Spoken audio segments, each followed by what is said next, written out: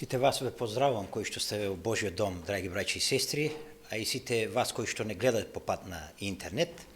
Денеска има една тема со наслов конфликт помеѓу мислите и делата, односно мислите наспроти делата.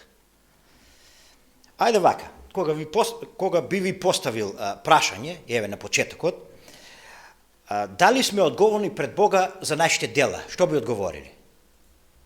Мислам, јасно е. Одговорни сте. Кога би ви поставил прашање дали пред Бога сме одговорни за нашите мисли, сега не знам кои одговори би ги дале. Ајде секој за себе нека си одговори, не морате јавно. И сега размисливме онака што сме одговориле, и ако сме одговорни, тогаш сме во проблем. Се слагате ли со мене? Ако сме одговорни за мислите, тогаш сме во проблем. Ако сме одговорни за нашите мисли, тогаш се поставува прашањето зошто? Па тоа никој не го повредува. Така не ли? Знаете, она што јас го мислам, она што е внатре во мене е мое и никого не повредува. Зошто тогаш да бидеме одговорни? Така не ли?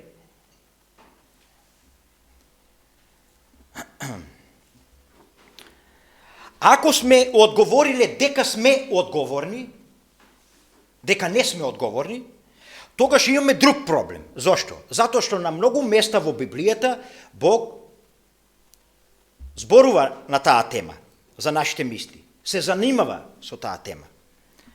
И ако го отвориме Светото писмо, ќе најдеме многу места дека Бог е многу заинтересиран за моите и вашите мисли. И знаете, мене одма ме носи умот на почетокот на Светото писмо, на еден текст на кој што Бог кажува, односно е заинтересиран за нас. А тоа е предпотопниот свет. Што бил проблемот кај предпотопниот свет? Дали го знаете тој текст? Прва Мојсеева глава, односно прва Мојсеева, 6 глава, 5 стих. Ајде да видиме што пишува таму.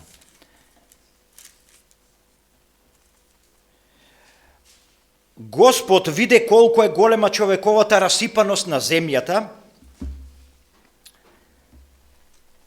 и дека секоја мисла во неговата памет секогаш е само зло.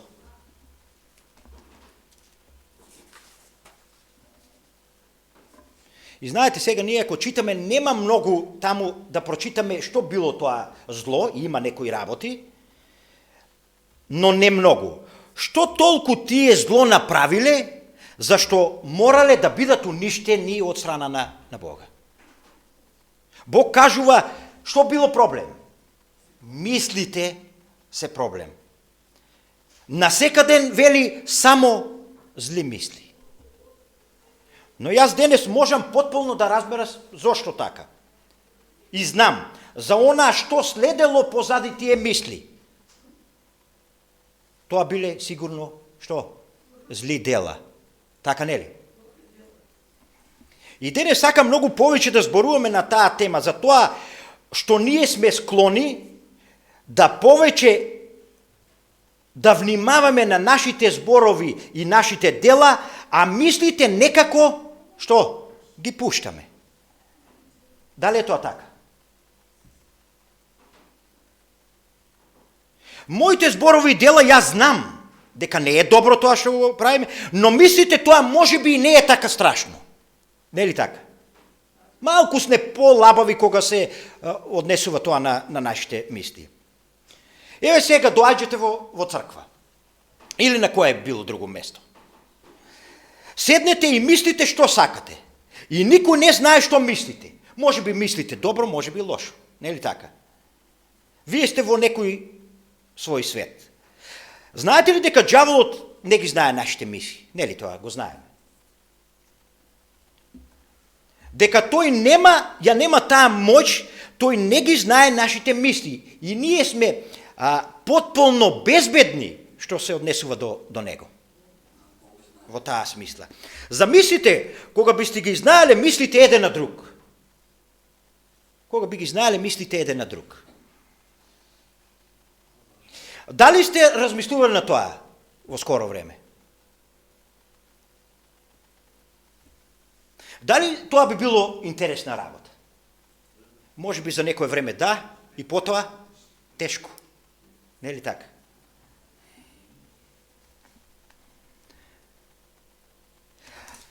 Или замислете во нашата црква да има пророк. Пророкот нема може да ги чита нашите мисли, не знае што мислиме, но што? Бог му дава, му ги открива тајните. Така не ли на пророкот? Дали би било интересно да имаме пророк во нашата средина, тука во црквата?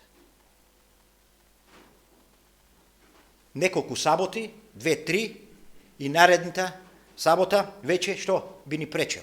Зошто? Затоа што ќе ги знае нашите тајни, ќе ги открива нашите тајни.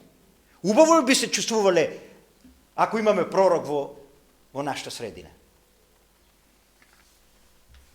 Има една поговорка. Кога сите луѓе би знаеле што зборуваат другите за нив, на светот не би постоеле ниту 4 пријатели, кажува Паскал. А замислите кога би знаеле што мислиме еден за друг. Тогаш не 4 туку, ниту еден пријател би немале. Така?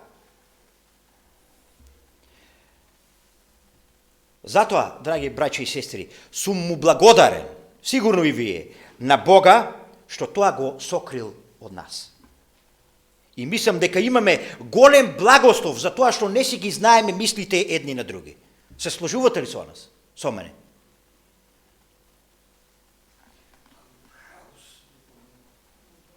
Но она што знаеме врз основа на Светото писмо е дека Бог ги знае нашите мисли.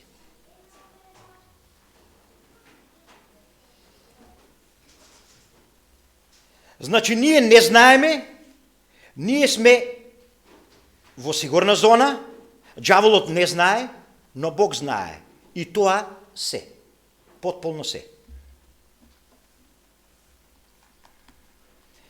Дали имаме докази за тоа во Светото писмо?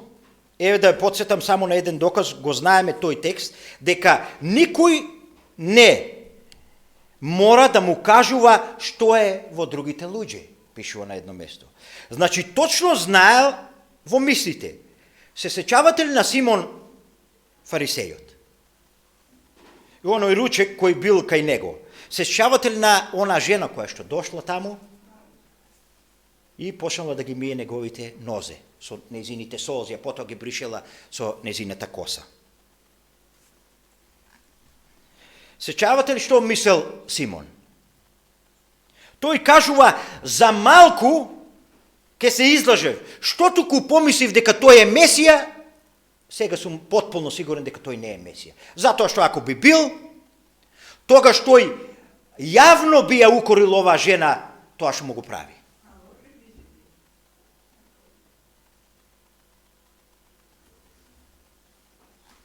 И се сеќавате ли на тој момент кога Исус се свртува кон него и кажува: Симоне, имам нешто да ти кажам. Исус точно знаел што Симон мислел. Јас мислам дека Симон никогаш не ги заборавил тие зборови. И затоа подоцна и станал Исусов ученик. Поучено тоа нешто. И знаете, на учениците не им било лесно со Исуса. Лесно ли им било? Кога замислувале некои моменти во својата глава, а Исус тоа сето го знае. Дали тие многу се грижеле за тоа? Што мислите?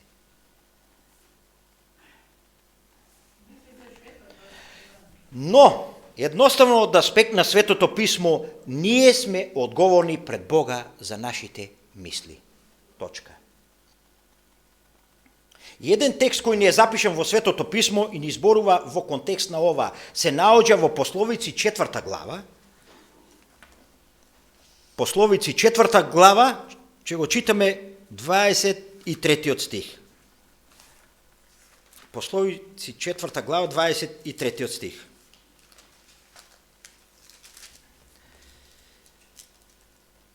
А над се чувајте го своето срце, зашто животот извира од него. И Бог кажува многу јасно што е нашето срце. Што е нашето срце? Тоа се нашите мисли, нашиот ум, така нели? И Бог кажува многу јасно.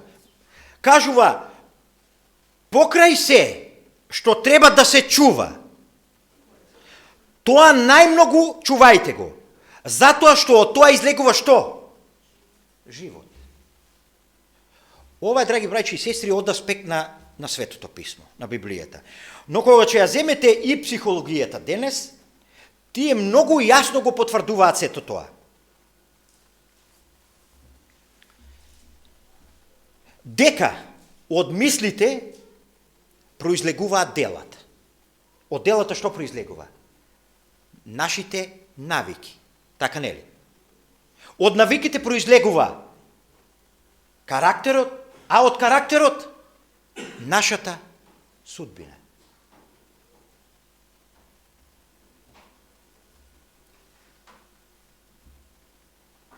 Значи, каде јас и ти да бидеме утре и од што почнало? За тоа каде ќе бидеме јас и ти утре и што би биле, од каде сето тоа почнало? Од каде почнува? Од мислите.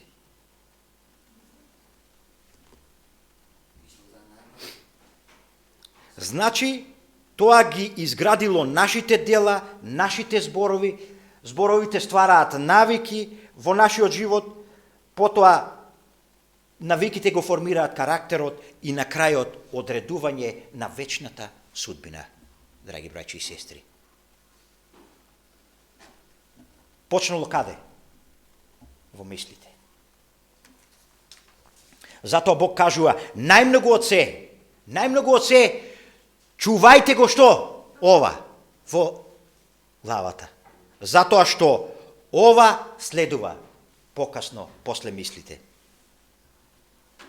Има еден цитат од Елен Вајт, и ова за мене беше на некој начин откровение или нешто ново, каде што таа кажува, нашите мисли ги произведуваат нашите зборови.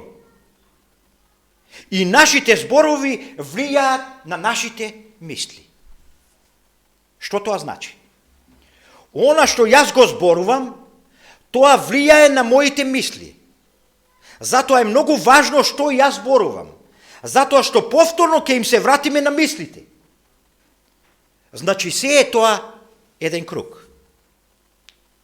И каде ќе ја поминеме вечноста, зависи од што? Од нашите мисли.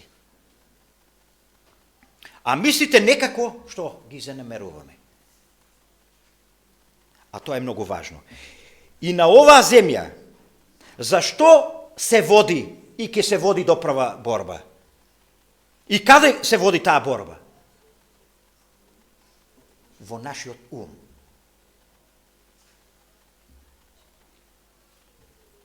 И стратегија на џаволот е како да го завладее човечкиот ум, драги браќи и сестри. Што да мислиме, со што да не преокупира?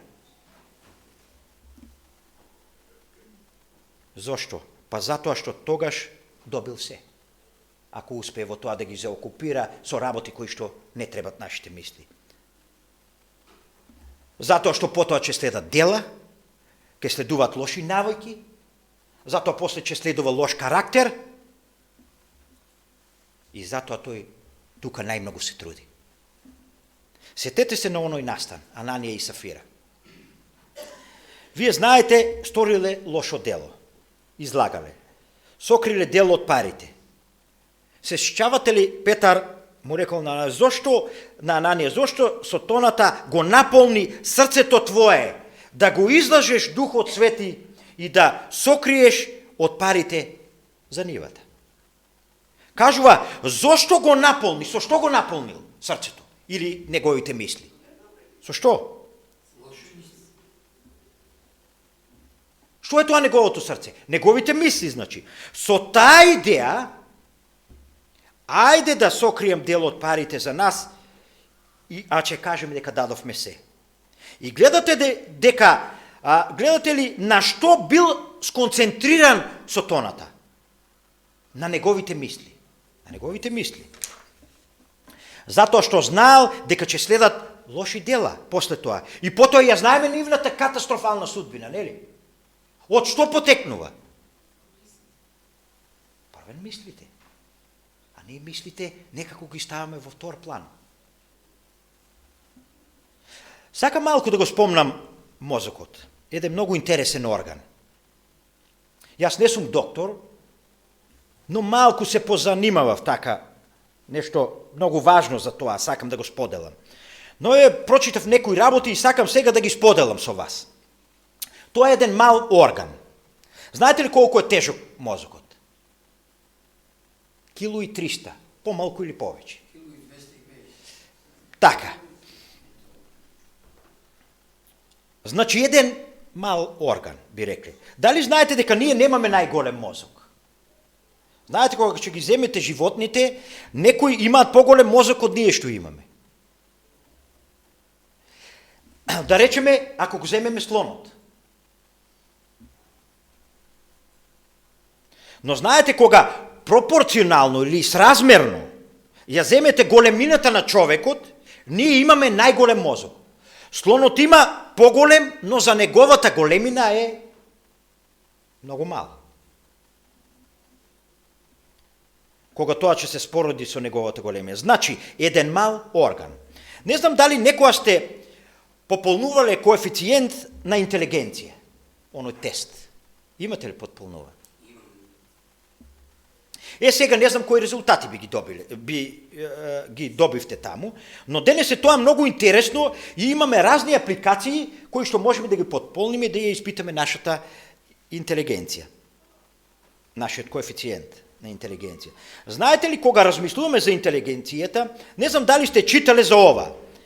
Да речеме негде таму на средината од 20-тиот век, од минатиот век, се зборувало само за таа рационална интелигенција, односно за тој IQ, познато, колку е високо, или колку е висок. И се кажува, кога бараш работа, во она време, само тоа го барале. И се кажува, гледаат, кој ти е коефициентот на интелигенција. Тоа се барало. И знаете ли што сватило човештвото? Дека луѓето кои се многу интелигентни, интересна работа, постануваат многу лоши на работа. Не се добри работници. И постануваат лоши колеги. Не прават атмосфера околу нив. И сватиле дека тоа не е најважно. Да се има коефициент на интелигенција. Па потоа размислувале што е поважно од тоа. И тога се појавил Даниел Големан, кој го воведил терминот емоционална интелигенција. И напишал една книга на ова тема која е многу популарна. И рекол дека тоа е поважно од IQ-то. Значи едноставно да сочувствуваш со некој, да има желба да помогне на некој. Таа емоционална интелигенција. И тие сватиле дека тоа е поважно за работата, за работното место. И затоа во тестовите ставиле и такви прашања. Да проверат каква емоционална интелигенција имаат луѓето. Но потоа сватиле дека и тоа не е она најважното. И тогаш во 90-тите се воведил уште еден термин, а тоа било духовна интелигенција. И сватиле дека тоа е најважно. И тоа е спој на нашиот морал. Тоа е таа интелигенција која што се бави со нашата духовност, драги браќи и сестри. И гледајте, ние по ова се разликуваме од животните. Јас спомнав дека сите тие животни имаат мозок и сите во различни величини. Но тие ја немаат оваа духовна интелигенција, како човекот што може да ја има. Знаете, вие можете да ги научите животните И тие имаат одредена интелигенција. Тие што имаат домашни меленичиња знаат дека имаат одредена интелигенција, животните. Но дали животните имаат емоции? Имаат. Имаат емоции. Но немаат духовна интелигенција. Тоа е тој морал. Да знам зошто тоа го правам и тоа што го правам, дали е добро или лошо. Животните тоа не го поседуваат. И затоа ние сме створени по што? По обличието на Бога. И за нас е важно да ја развиваме таа духовна интелигенција во нашите мисли. Јас кога размислувам за ова, ми паѓа на ум она кое што Елен Вајт го употребува, оној термин за луѓето и за животните страсти. Или човекот да постане како животно. Ова да не го сватите како увреда. Се ставам јас тука. Го имате ли тоа читано? Затоа она зборува. Па затоа што некогаш без оваа духовна интелигенција, што? Ние паѓаме на нивото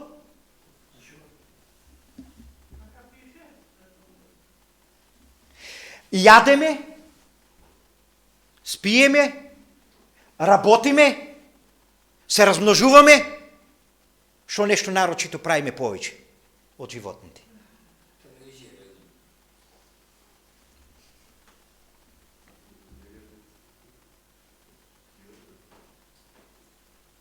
И затоа е важно да се занимаваме со оваа духовна интелигенција, развивање на нашите мисли во тој правец.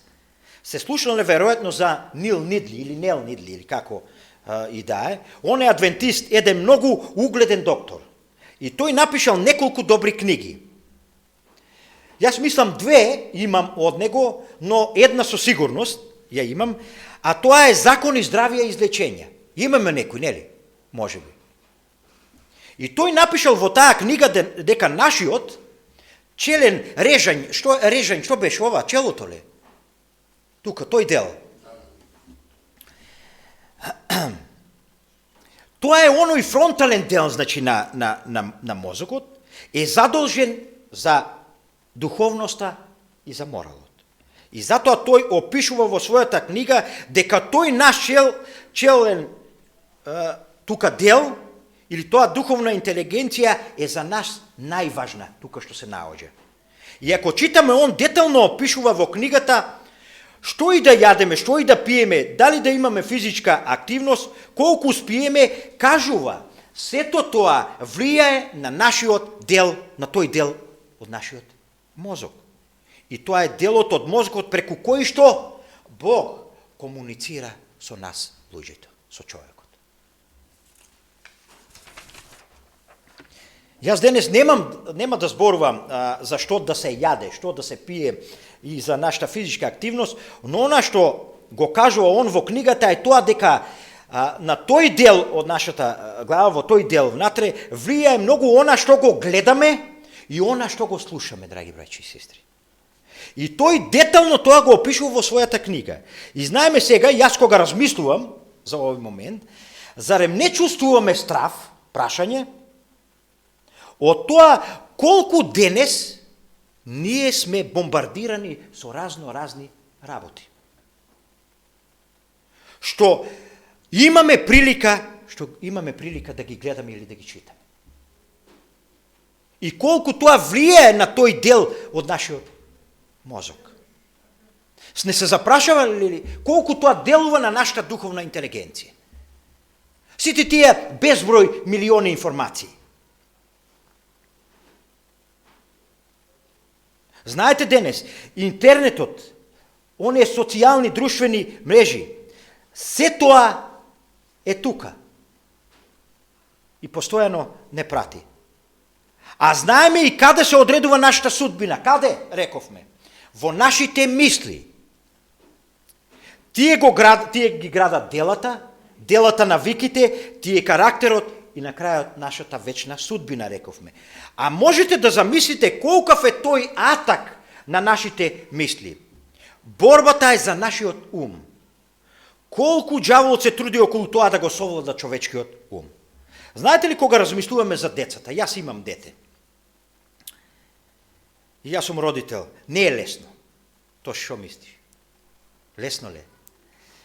Лесно ли е кога и размислуваме, јас имам страв, што ќе биде со овој свет после 20-30 години, ако не дојде Исус? Кога толку денес сме бомбардирани со такви информации, посебно децата. Некој рекол, кога не знаеме каде ни се децата дома во куќата, тогаш исклучете го интернетот и ќе се појават од некаде.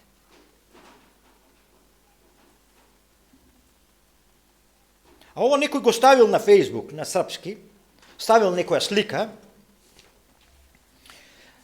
на човекот му се расипал компјутерот и кажува, ми се расипа компјутерот, па некое време поминав со семејството. Фини неки људи, вика, кажува човекот. Значи, живееме во ова друштво и сме свесни за сето тоа.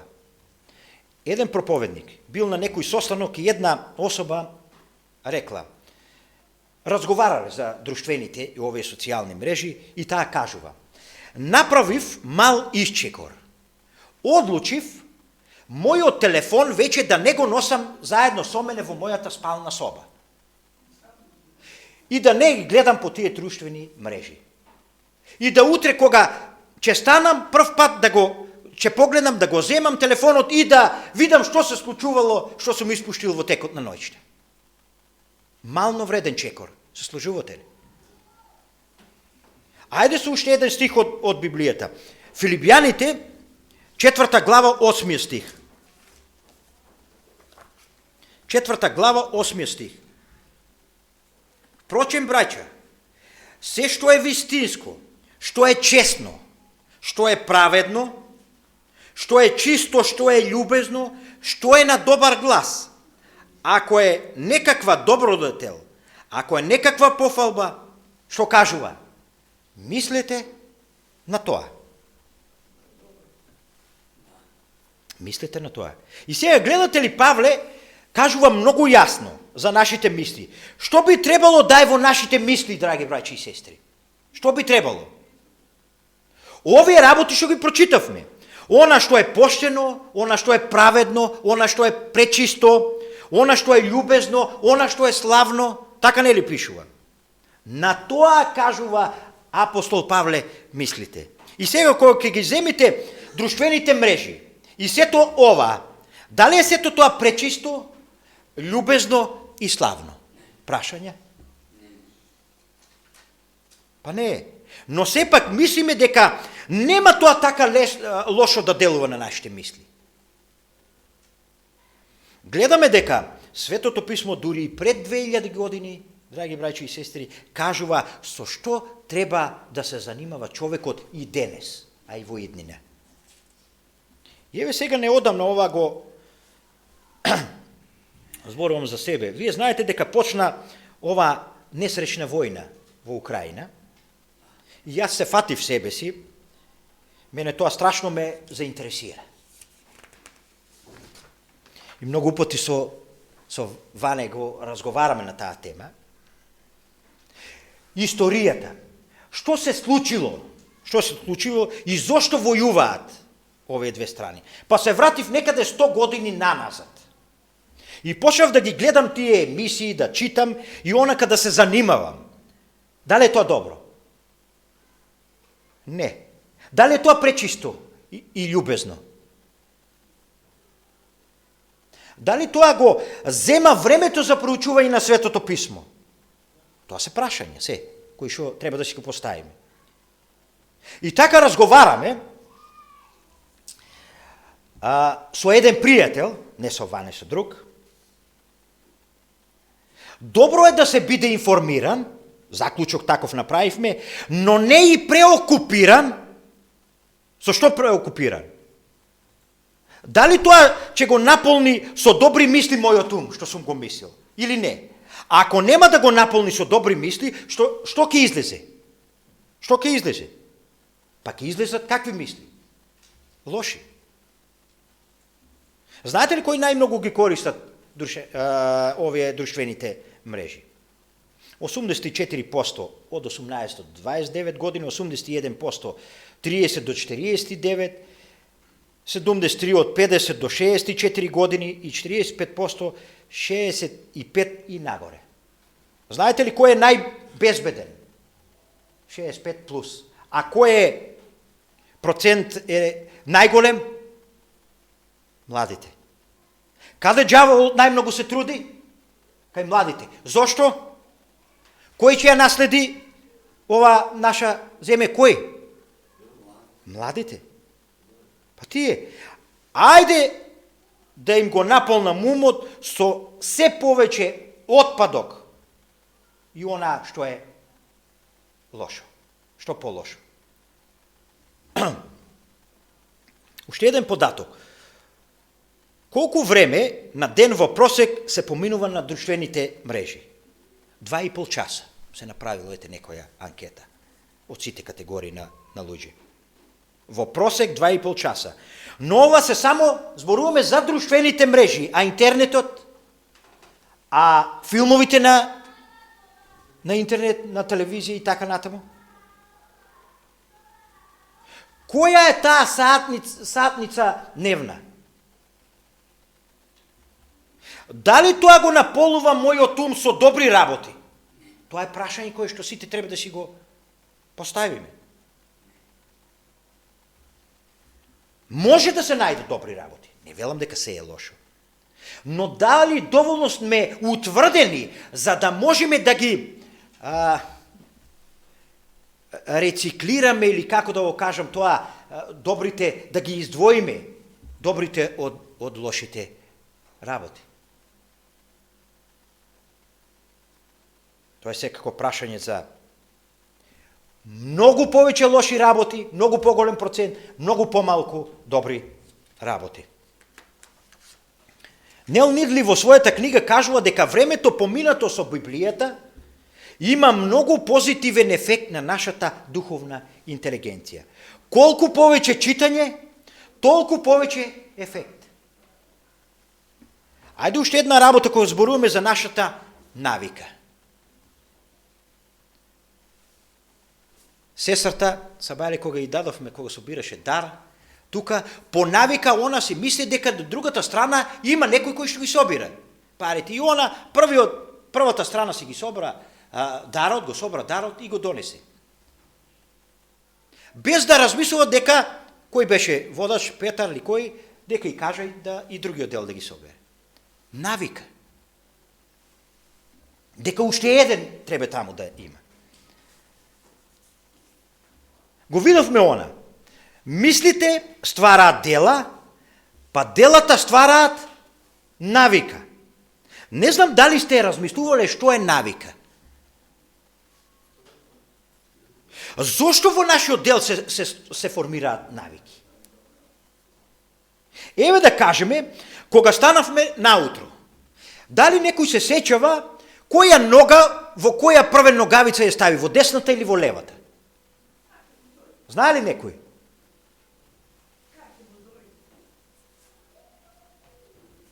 Некој во левата, некој во десната. Добро.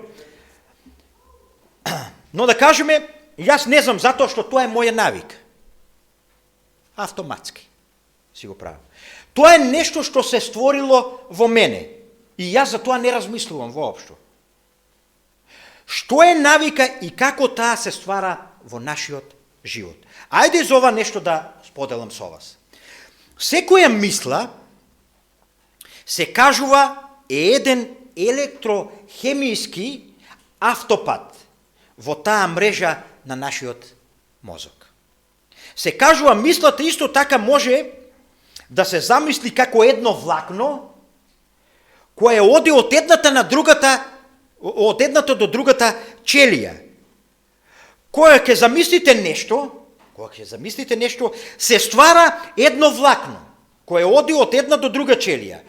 Кога тоа истото ќе го направите, повторно се ствара уште едно влакно. Па истото тоа направете го, се прави уште едно влакно. И така, влакно по влакно се ствара навика. И сега вие кога ќе земете конец, од макарин конец, земете еден конец, дали можеме да го искиниме? Можеме ли? Земете 2, можеме се уште. Земете 3, малку потешко. Земете 5, многу тешко. Не ли така? Тоа се ствара. Тоа е навика која после не ни дава мир, драги браќи и сестри. Таа се ствара тие влакна, се ствараат електрохемиски патеки, исто како и мозочните, исто како мозочни влакна. И тоа ни овозможува да ја повториме истата мисла. Истата мисла да се преточи во нашето дело и да ја претвориме во нашето однесување. Да се сетиме на некој мирис или некој настан. И затоа некои навики многу тешко се менуваат. И затоа ова електрохемиско влакно после многу повторување ќе стане толку силно и ние тогаш не мора да размислуваме како правиме одредени работи. Ги правиме автоматски и рефлексно. И се створила таа навика. Светото писмо кажува во Римјаните 12 глава 2 стих. Немојте да се прилагодувате со овој свет, туку преобразувајте се преку обновување на вашиот ум, за да можете да ја дознаете која е добрата и угодна, совршена Божја волја. Значи, Бог е многу заинтересиран за што? Не за нашето однесување, за нашиот ум. Што значи тоа? За обновување на тие влакна, за тие наши навики. Овде кажува, значи, не за однесувањето. Не е толку заинтересиран за однесувањето, отколку за обновување на нашиот ум. За нешто ново, за подобро да се створи и да се стави во нашиот ум. И знаете ли која е надежта за нас? Колку време е потребно да се формира за една навика? Се кажува 21 ден. И ако сакаме на тоа место да створиме добра навика, како што оној што кажува нема веќе во сабота да го носам, односно во собота да го носам мобилниот телефон, повторно е потребно 21 ден и тоа за нас ќе делува веќе автоматски. Зошто? Затоа што се створило тоа мозочно влакно. 21 ден да се створи нова навика. Еден човек кажува, кога почнал да чита Свето писмо, пред тоа никогаш не можев, кажува, да заспиам без да ми биде уклучен телевизорот. Значи, гледам телевизија и додека се не заспиам. И таму во текот на ноќта можеби ќе станам, гледам телевизорот е уклучен, ќе го исклучам, или можеби воопшто не го исклучувам, утре ставам, телевизорот вклучен, се уште. И потоа некаде во текот, и после тоа, вели, почнав, така кажам, навика, просто почнав да ја менувам. Во која смисла?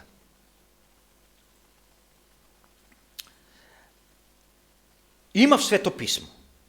И почнав да го читам. И некои духовни книги. И кажува, одлучив да направам нова навика. Знаете ли што направил? Го исклучил телевизорот и потоа земал да чита. И му се створила една навика и тој не можел потоа да замисли себе си, навечер пред да заспие, да не чита Библија или некоја духовна литература.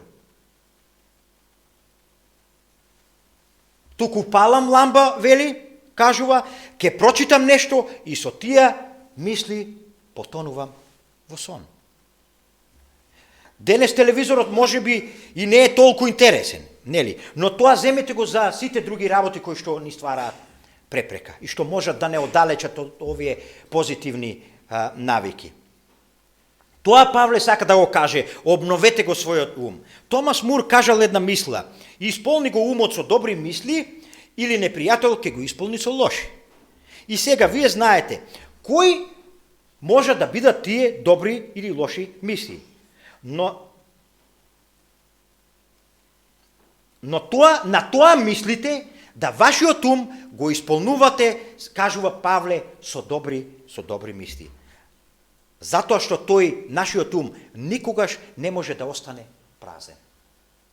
Знаете дека христијанството никако не се сложува со медитацијата. Знаете ли што е учењето на медитацијата? Испразни го својот ум. По христијанското учење ние не можеме да го испразниме нашиот ум, драги браќи и сестри. Или ќе го наполниме со добри, или со лоши навики, односно работи. Тој празен не може во никој случај да остане. Затоа треба да се полни со она што е добро. Мартин Лутер кажал она позната реченица која што многу пати ние ја кажуваме. Не можам да им забранам на мислите, на птиците, да летаат над мојата глава, но можам да им забранам да направат гнездо на мојата глава. Тој зборува за што? За мислите. Знаете, мислата доаѓа. И на Мартин Лутер тоа му било совршено и бил совршено свесен за сето тоа. Но ако ги пуштиш тие птици долго да летаат и да вртат околу твојата глава, порано или подоцна, тие ќе направат садал или садалка. Тоа сака тој да го каже. Значи, не само нашите зборови и нашите дела за кои ние сме одговорни. Одговорни сме и за нашите мисли. За тоа што тие имаат последици. Гаењето на негативни мисли може да доведе до лоши дела. Ајде нешто и одиме при крај, последниот пример. Нешто за Кинескиот зид. Јас секогаш се воодушевувам како тоа го граделе во тоа време и сета таа нивна техника, таму на врвовите од планините, кога ќе го земете, зошто е граден Кинескиот зид? Тој е граден против хуните, да се одбранат кинезите од хуните. Хуните се напаѓале во Кина, па убивале луѓе, плачкосувале и тие направиле зид за да се одбранат од тоа племе. Не знам дали сте знаеле дека тоа се најдолгите гробишта на светот. Се кажува дека толку луѓе загинале градејќи го тој зид, што само ги ставале во зидот и ги замачкувале. Зато се кажува тоа се најдолгите гробишта на светот. Дури има и некоја бројка дека 1 милион луѓе починале. Сега, не знам дали е точно, но верувајте тоа било на вистина голем број. Не се гледа од месечината. Тоа го кажале тие што биле на месечината. Кажал дека тоа не е вистина, туку само е измислена приказна. Висината на зидот е 16 метри, а широчината од 5 до 8 метри. Земете сега 16 метри нагоре. Меѓутоа, она што го кажува извештајот.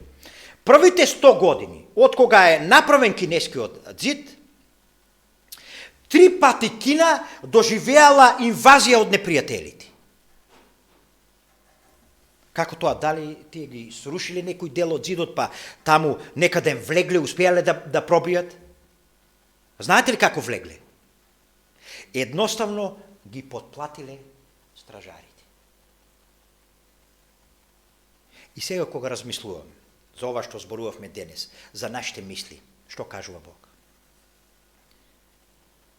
Не биди подкуплив, чедо мое.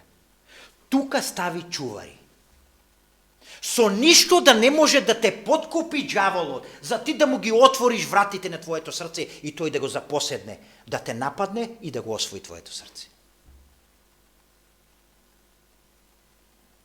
За да влези во тебе, да стави во тебе лоша мисла, затоа што ќе биде лошо после тоа. Затоа, кога ќе се вратиме на тој стих, на оној стих, повеќе од се што се чува, чувај го умот или срцето, чувај ги мислите своји, затоа што од него излегува живот. И тоа ќе ја одреди твојата судбина, драги брате и сестро. И моја желба и молитва е, иеко некојаш е тешко, живееме во тешки времења, како никогаш досега, но да се молиме на Бога, да тој постави стражари, а од наша страна да направиме се што е во наша можност. За нашите мисли да не бидат такви кои секојаш ќе се занимаваат со она лошото, туку мисли кои што ќе се занимаваат со она што е чисто, свето, славно, праведно. Нека Господ ни помогне во тоа. Амин.